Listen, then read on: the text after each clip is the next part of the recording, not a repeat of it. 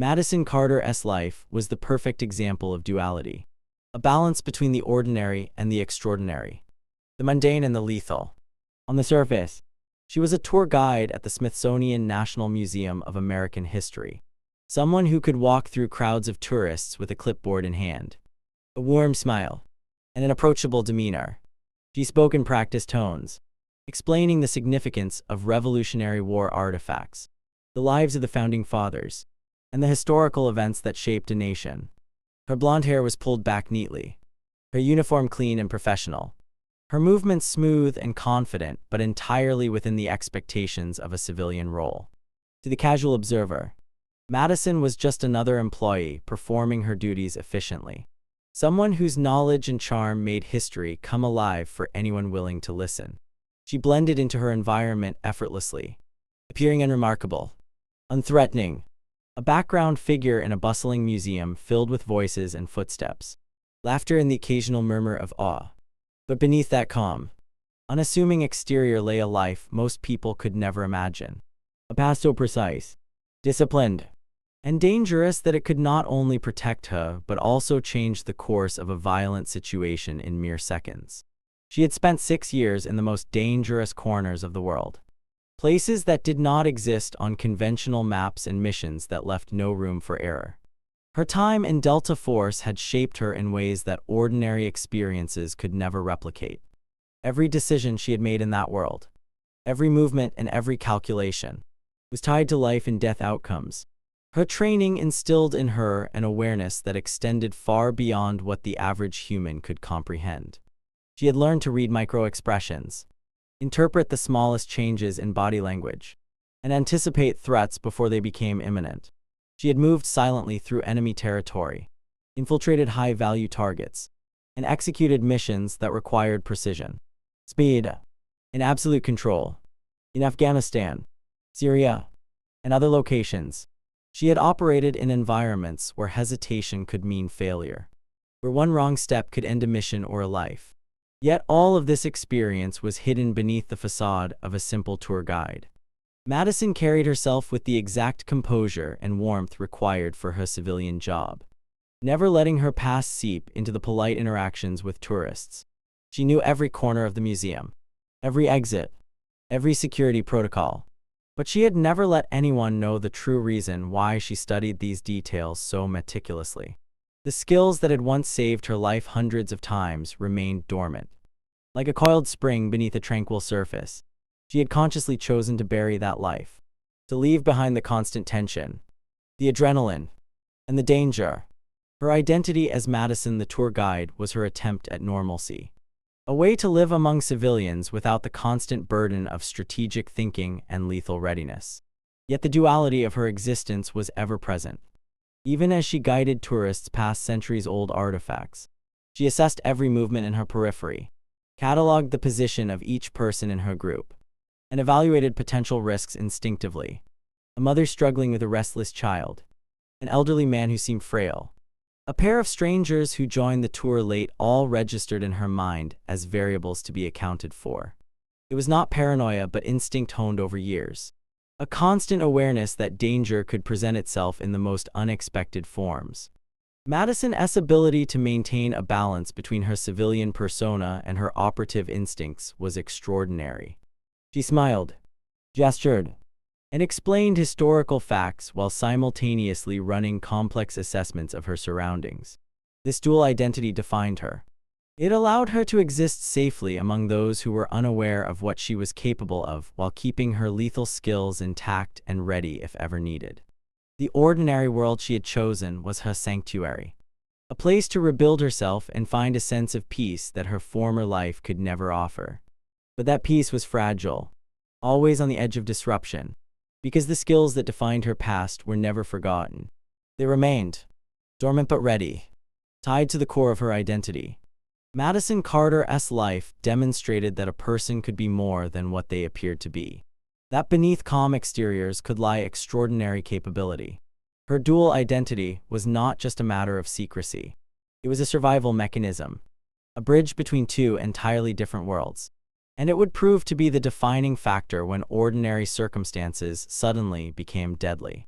forcing her to reconcile both sides of herself in a single, decisive moment. Madison Carter's ability to remain calm under extreme pressure was not just a trait but a cultivated skill. One that had been honed over years of high-stakes military operations and refined into a form of situational awareness that few civilians could comprehend. From the moment the first subtle changes occurred in the museum, her instincts triggered automatically. The three men who had joined her tour late were the first anomaly. Their presence at the back of the group, initially appearing casual, almost incidental, yet the way they moved, the slight tension in their shoulders, the subtle glances between them, and the faint bulges beneath their jackets registered immediately in her mind as potential threats. Madison's training had taught her to notice these small indicators, to read the environment not just visually but through an almost physical sense of how people carried themselves. Every posture, every hesitation, every adjustment of clothing could be a signal. Her eyes, trained to pick up patterns in chaos, tracked each person meticulously. The museum, with its polished floors, vast open galleries, and reflective glass surfaces, could have been disorienting to someone untrained. But to Madison, it was a map of strategic possibilities. Every exhibit offered cover, every corridor an opportunity, every exit a potential escape route or a point of advantage.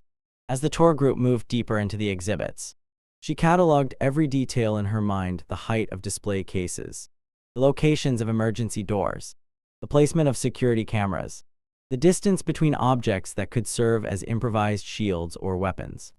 These details, trivial in normal circumstances, became lifelines in the unfolding situation. When the lights flickered and a sudden explosion rocked the main entrance, Madison's reaction was immediate but measured.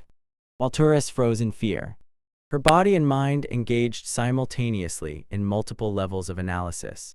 She processed the sound, felt the vibration through the floor, and noted the direction and magnitude. Cross-referencing it with her mental map of the building, she understood instantly that this was not an accident, not a minor malfunction, but the beginning of a coordinated operation.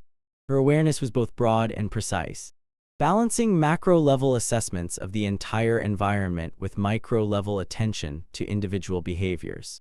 As armed gunmen entered the gallery, Madison's situational awareness intensified. Each movement of the intruders was catalogued. Each gesture, each shift of weight, each subtle adjustment of weapon grip noted for its tactical significance. The way the lead gunman established dominance, issuing commands in controlled tones, the precise way his team moved through the space, the coordination among them, it all spoke to professional training. Madison's mind worked in fractions of a second to anticipate their next actions, evaluating the risks to her group of 23 civilians and identifying the minimal options that could maximize safety. She could sense the psychological play unfolding, the use of fear as a tool to manipulate behavior, the controlled escalation designed to test compliance. Even as she appeared calm to the untrained eye, internally she was mapping probability outcomes, calculating timelines, and projecting potential consequences. Her situational awareness extended beyond just observation. It was predictive. She considered the likely sequence of events: the retrieval of equipment, the use of specialized tools to access the documents, the timing until external law enforcement could respond. Each variable had a probability, and each probability informed the potential courses of action available to her. Simultaneously, she monitored the well-being of individual hostages, recognizing signs of acute stress in George Patterson and the young mother struggling with her child. She factored in human limitations, vulnerabilities, and reactions, understanding that the safety of the group depended not just on neutralizing the threat but on keeping the hostages calm and responsive. Her awareness was holistic, integrating physical space, human behavior, tactical assessment, and timing into a single cohesive understanding of the environment. Every sensory input, from the echo of footsteps to the flicker of fluorescent lights, was analyzed for its relevance. Madison Carter's situational awareness was more than observation. It was anticipation, strategy, and decision-making under extreme duress. It was the difference between chaos and control, between panic and calculated action, between life and death. Her ability to perceive the unfolding crisis in its entirety while managing immediate threats to individuals allowed her to maintain composure and ultimately seize opportunities that less trained minds could never recognize. In that museum, with ordinary tourists around her and extraordinary danger descending, Madison's situational awareness transformed her from a guide into a guardian, from observer into actor, ready to respond with precision when the moment demanded it. When the gunmen made their move, Madison Carter's mind transitioned instantly from observation to action. Years of experience had trained her to recognize that in any hostile situation, the difference between life and death depended on timing, precision, and decisiveness. She understood the importance of reading the environment and the adversaries simultaneously. And now, every second was critical. The thermal cutter that had begun compromising the display case added pressure. But Madison filtered the information with calm efficiency, parsing out what was relevant to her immediate response. Her assessment of the gunmen was methodical. The lead operative demonstrated leadership through controlled movements and vocal commands, establishing dominance over the hostages while coordinating the team. The other three maintained defensive and offensive positions, watching the hostages closely, their postures and spacing indicating both experience and tactical discipline. Madison cataloged every weapon, angle, and potential line of fire. She noted the spacing between them, recognizing that the closer they bunched together in the confined space, the more vulnerable they became to a precise, coordinated response. She watched the lead gunman's handling of the documents, aware that once they were secured, the operation's objective would be complete, and the risk to civilians would escalate. Her tactical response began with control of the immediate variables she could influence. She monitored hostages for signs of distress or incapacitation, identifying George Patterson's heart episode as a critical variable that needed immediate intervention. She intervened subtly, maintaining a facade of compliance while ensuring the safety of the most vulnerable. Every step, every word, every gesture was calculated to avoid drawing unnecessary attention while simultaneously buying time. She positioned herself where she could observe all four gunmen, maintaining an awareness of angles and sightlines that could inform her next moves. Madison's decision-making relied on a combination of instinct and trained procedure. She evaluated possible interventions, considering the sequence of events required to neutralize threats while minimizing exposure to the hostages. She recognized the importance of choosing moments of opportunity, small gaps in attention or coordination where action could be taken effectively. Her mind ran through drills she had performed countless times, translating muscle memory into real-world execution. The concealed tactical knife strapped to her ankle became a tool of potential intervention, not yet deployed but ready for the precise moment that made its use viable. She noted the tactical specialist's scrutiny, recognizing that he had identified her potential as a threat and that any misstep could provoke immediate retaliation. Yet, she remained composed, projecting vulnerability while internally preparing to act. The process of decision-making in that environment was fluid, integrating observation, prediction, and real-time assessment.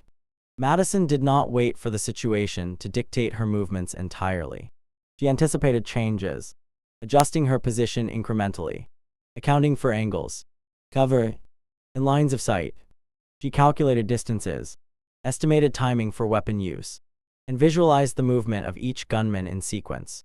When the thermal cutter neared completion, she knew the opportunity for action was imminent.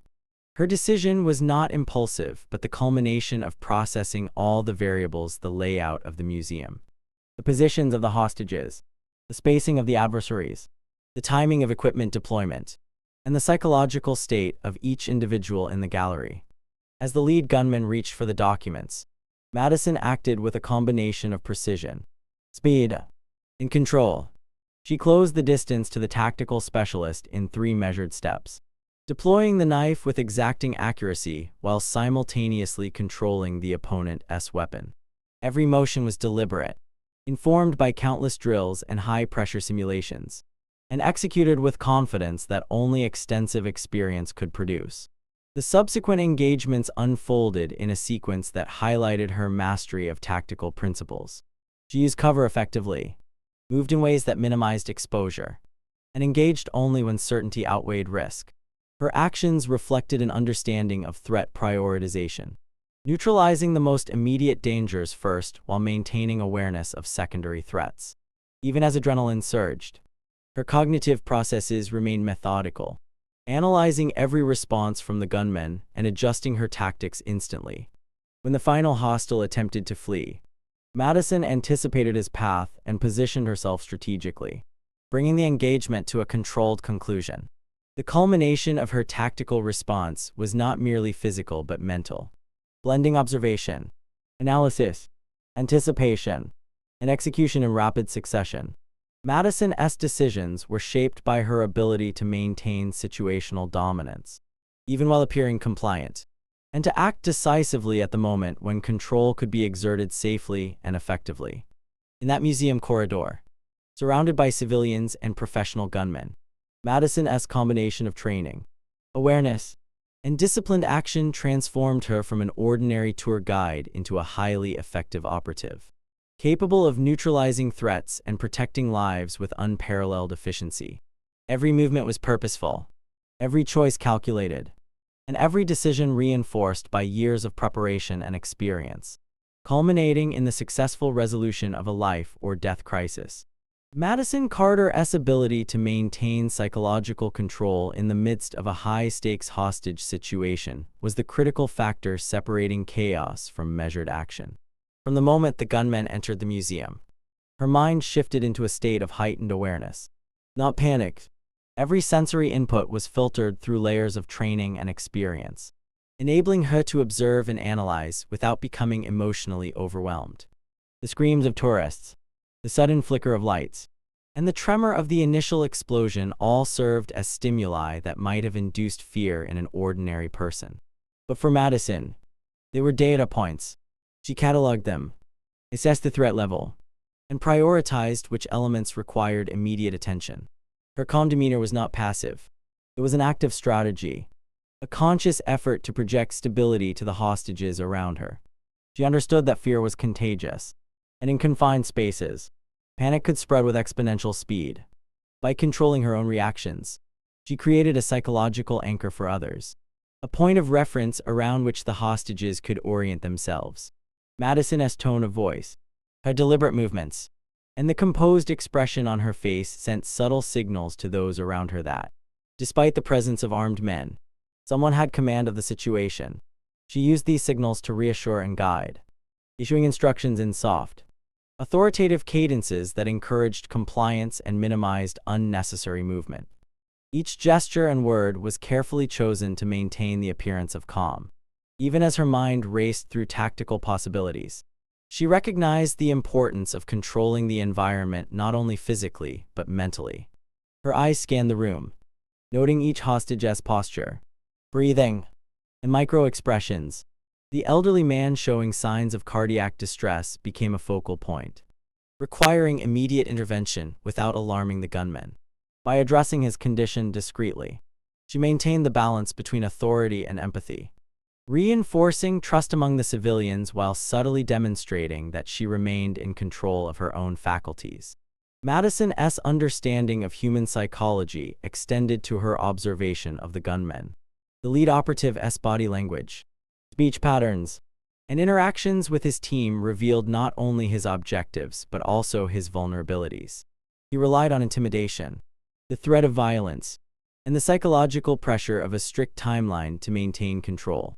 Madison absorbed these cues, noting the gaps in attention, the slight hesitations, and the predictable patterns of dominance and compliance he employed.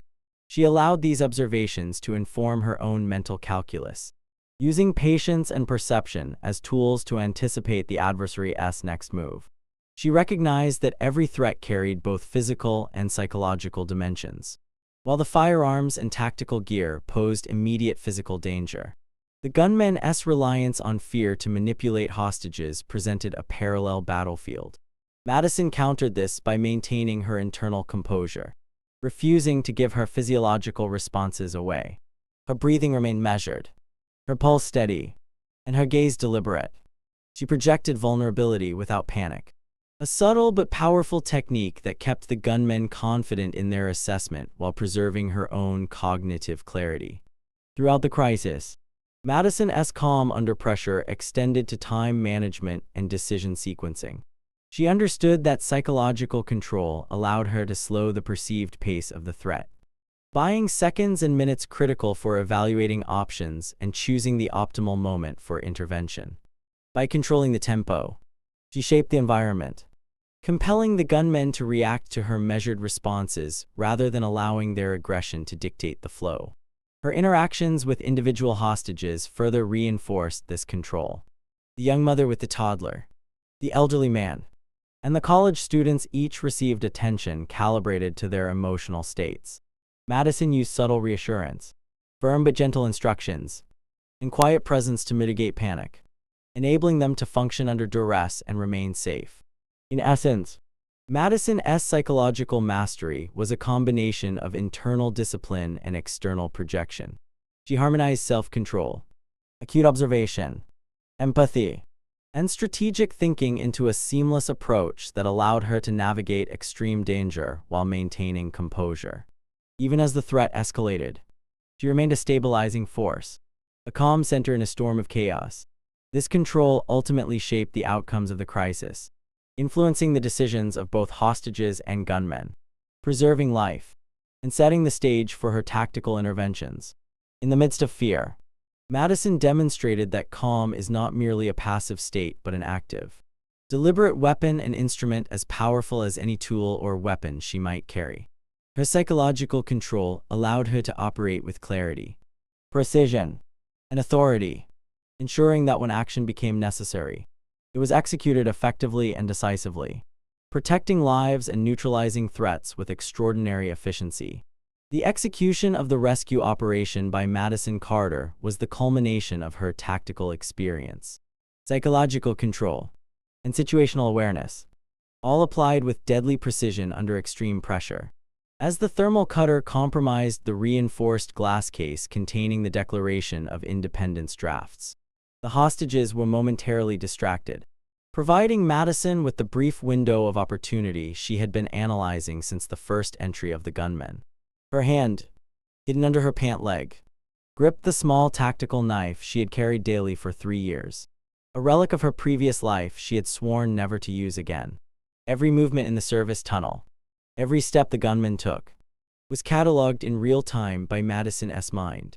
She calculated distances, reaction times, and angles with the same precision she had applied in countless operations overseas.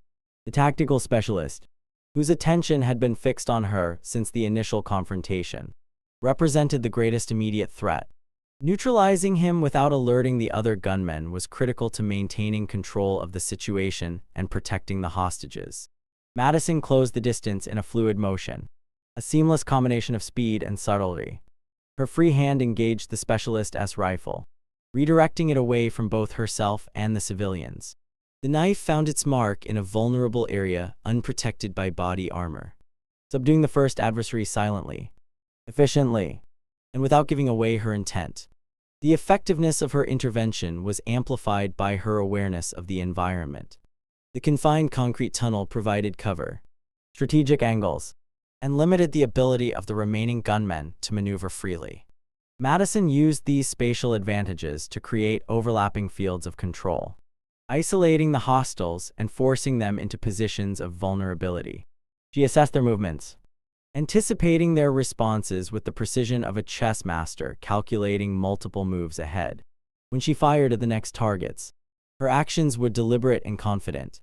The first gunman fell, incapacitated by a precise round to the center mass. The second followed, eliminated before he could react, leaving only 2 adversaries. The lead gunman, employing a human shield tactic by using the young mother as a barrier, underestimated Madison's ability to calculate trajectories and lines of fire under pressure. The round she fired bypassed the hostage entirely, neutralizing the threat while preserving civilian safety. Her understanding of physics, angles, and timing allowed her to execute shots that appeared almost impossible to untrained eyes. But in Madison's mind, each calculation was methodical, derived from experience and repeated training in high-stress environments. The final gunman attempted retreat, an instinctive reaction in the face of rapid loss of control. Madison anticipated this move, utilizing her knowledge of the museum's service tunnel layout to intercept him. She positioned herself ahead of his route, creating a tactical barrier he could not bypass. With a calm, authoritative voice and her weapon trained, she compelled his compliance. He dropped to his knees, hands behind his head, the threat neutralized without further risk to the hostages. Throughout the rescue, Madison maintained awareness of the hostages' positions, constantly scanning to ensure they were not in the line of fire. Her decisions were informed by a balance of urgency and caution, understanding that even the smallest miscalculation could result in casualties. Her approach combined aggression, control, and protection, each element applied precisely when needed. When law enforcement and FBI tactical teams arrived 3 minutes later, they found the hostages unharmed and the 4 armed suspects neutralized. The scene presented a paradox: a civilian tour guide standing over incapacitated operatives. Yet the precision, coordination, and tactical execution revealed the hand of someone with elite military training. The aftermath highlighted Madison's dual role as protector and strategist. She had re-entered the realm of violence she had left behind, not for personal gain or recognition, but because the circumstances demanded her expertise.